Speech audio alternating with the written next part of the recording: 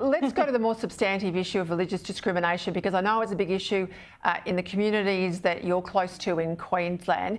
How do you feel about this impasse in the Senate tonight? Oh, look, from a personal perspective, I'm pretty gutted. I've been working for years, literally years, to help people in our community broadly understand the kinds of discrimination that are being inflicted by those who use the weapons in the Sex Discrimination and other discrimination acts against people of faith. The best example came when Archbishop Porteous found himself hauled before a tribunal in Tasmania for politely and very gently stating the Catholic position on marriage as being between a man and a woman. Those kinds of situations show that there is a problem with the ability to tolerate differences of belief in this country.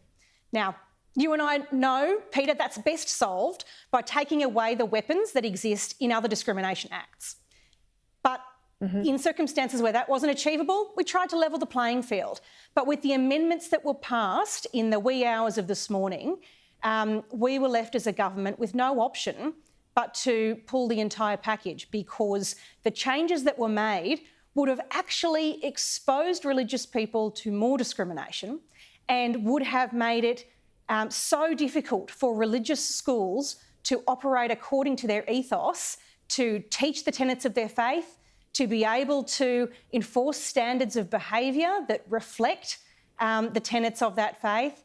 And it would have made single-sex and co-ed schools absolutely tangled up in difficulties associated with being forced to affirm those who seek to identify as a gender other than which they're born. It's just not workable.